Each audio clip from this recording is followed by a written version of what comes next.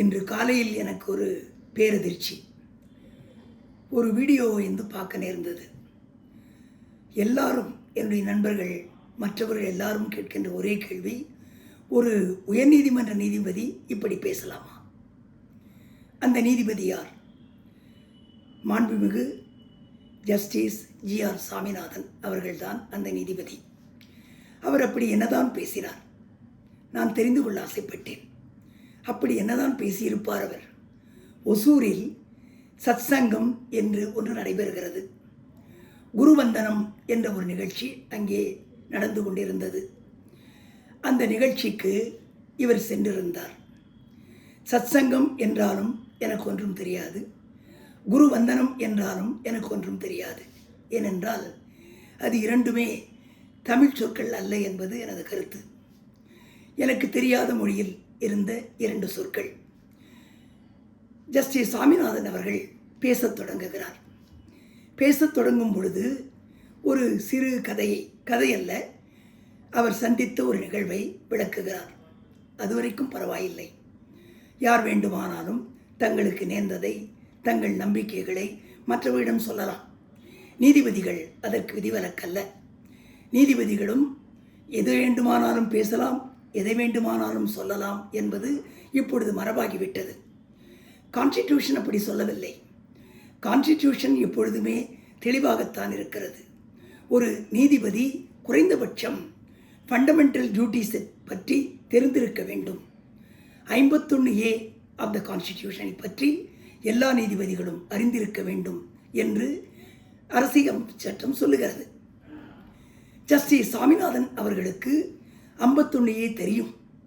அவர் ஒரு நீதிபதியாக எப்படி நடந்து கொள்ள வேண்டும் என்பதும் அவருக்கு தெரியும். ஆனால் அந்த நிகழ்ச்சி ஒரு மத சார்பான நிகழ்ச்சி என்பதால் எதை வேண்டுமானாலும் பேசலாம் என்று நினைத்து பேசிவிட்டார். அப்படி என்ன பேசினார் அவர்?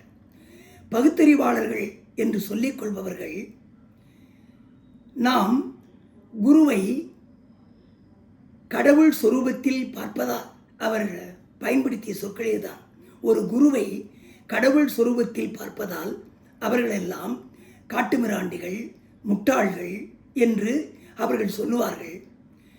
அப்படி சொல்லுபவர்கள்தான் முட்டாள்கள், காட்டுமிராண்டிகள், அயோக்கியர்கள் என்று நான் சொல்லுவேன் என்று சொல்லுகிறார். இவர் எதற்காக பகுத்தறிவாளர்களை பற்றி அங்கு பேச வேண்டும்? முதல் கேள்வி. இவர் போன நிகழ்ச்சியோ மத சார்புள்ள நிகழ்ச்சி. அந்த நிகழ்ச்சியில் அவர் கலந்து கொள்ளவே கூடாது, கலந்து கொண்டிருக்கவே கூடாது. காரணம், அரசமைப்பு சட்டத்தை குறித்து இதை சொல்ல வேண்டுமானால் it is a blameworthy behavior, it is a misbehavior of a judge. ஒரு proved misbehavior of a judge எங்கு விடும்? அவரை நீதிபதி பதவியிலிருந்து நீக்கலாம். அந்த அளவிற்கு அது குற்றமான செயல். proved misbehavior என்று நான் இவர் பேசியதை சொல்ல முடியும், மக்களும் அதை சொல்ல முடியும். இப்படிப்பட்ட பிரச்சனைக்குரிய சொற்பொழிவை ஏன் அவர் ஆற்றுகிறார் என்பதே தெரியவில்லை. அது மட்டுமல்ல, ஒரு நீதிபதி ஒரு மத சார்புள்ள ஒரு நிகழ்ச்சியில் கலந்து கொள்ளதோடு மட்டுமில்லாமல், கடவுளின் காலை பிடிப்பது கடினம், ஆனால் குருவின் காலை பிடிப்பது சுலபம் என்று பேசுகிறார். யார் குரு, யார் கடவுள் என்று மக்கள் கேட்கிறார்கள். மதமெனும் கருங்கற்பாங்கில் மல்லிகை பூப்பதில்லை என்றான் பாரதிதாசன். அப்பொழுது எனக்கு புரியவில்லை, இப்பொழுது நன்றாக புரிகிறது. மதமெனும் கருங்கற்பாங்கில் மல்லிகை பூப்பதில்லை மட்டுமல்ல, அங்கு விஷச்செடிகள் இனிமேல் பூத்து குலுங்கப் போகிறது. இப்படியெல்லாம் ஒரு நீதிபதி பேசினால் அந்த நீதிபதியிடம் மக்கள் எப்படி தங்கள் வழக்குகளை சொல்வார்கள்? ஒரு ஒரு ஒரு சாராருக்கு கடவுள் நம்பிக்கை இருக்காது, ஒரு சாராருக்கு கடவுள் நம்பிக்கை இருக்கும், ஆனால் கடவுள் மனிதர்களை பற்றி அவருக்கு நம்பிக்கை இருக்காது. இன்னொரு சாராருக்கு கடவுள் நம்பிக்கையே இருக்காது. இதெல்லாம் பொய் பித்தலாட்டம் என்பவர்களும் இருக்கிறார்கள். கடவுள் நம்பிக்கை உள்ளவர்களிலே கூட ஒரு சிலர் பேசலாம், நட்டகல்லும் பேசுமோ நாதன் உள்ளிருக்கையில். அதை கல்லென்று சொல்வதும் இந்து மதம்தான், கடவுள் என்று சொல்வதும் இந்து மதம்தான்.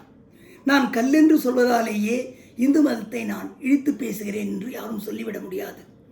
ஜஸ்டிஸ் சாமிநாதன் எந்த அளவுக்கு போகிறார் என்று பாருங்கள். எங்களை யார் காட்டுமிராண்டிகள் அல்லது அயோக்கியர்கள் அல்லது முட்டாள்கள் என்று சொல்கிறார்களோ அவர்களே காட்டுமிராண்டிகள், அயோக்கியர்கள், முட்டாள்கள் தான், அந்த பகுத்தறிவாளர்கள் என்பதை பற்றி அவர் பேசிக் கொண்டிருக்கிறார். எனக்கு தோன்றுகிறது, இது போன்ற நிகழ்ச்சிகளில் நீதிபதிகள் கலந்து கொள்ள இவர்களை யார் அனுமதித்தது? ஒரு மாவட்ட நீதிபதியோ அல்லது உரிமையியல் நீதிபதியோ இப்படி பேசினால் இந்த நீதிமன்றம் பொறுத்து கொள்ளுமா? தலைமை நீதிபதி பொறுத்து கொள்வாரா? அவர்கள் மேல் உடனேயே ஒழுங்கு நடவடிக்கை பாயாதா? இவர்கள் மேல் ஒழுங்கு நடவடிக்கை பாயாது என்ற நம்பிக்கையில்தான் எதை வேண்டுமானாலும் பேசலாம் என்று சில நீதிபதிகள் கருதுகிறார்கள். எனவே இதற்கெல்லாம் முற்றுப்புள்ளி வைக்கும் காலம் வந்துவிட்டது என நினைக்கிறேன். எந்த நீதிபதியாக இருந்தாலும் சரி, அவர்கள் பொது நிகழ்ச்சிகளில் கலந்து கொள்ளக்கூடாது என்று கோட் ஆஃப் கான்டக்ட் வகுக்கப்பட வேண்டும். இதை நான் ஏன் சொல்கிறேன் என்றால், இலக்கிய நிகழ்ச்சிகளில் கலந்து கொள்ளும் நீதிபதிகள் கூட மதத்தை எடுத்துக் கொள்கிறார்கள். பள்ளி கல்லூரி நிகழ்ச்சிகளில் கலந்து கொள்ளும் நீதிபதிகளும் சில நேரங்களில் மதத்தை பற்றி பேசுகிறார்கள். இப்படி எங்கு சென்றாலும் மதத்தை பற்றி பேசாத நீதிபதிகளே இல்லை என்ற நிலைமை உருவாகியுள்ளது. எனவே கோட் ஆஃப் கான்டக்ட் என்பது காலத்தின் கட்டாயம். இந்த நேரத்தில் எனக்கு பட்டுக்கோட்டை கல்யாண சுந்தரம் அவர்கள் எழுதிய பாடல்தான் நினைவுக்கு வருகிறது.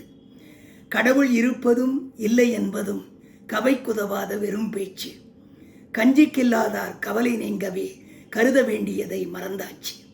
வணக்கம்.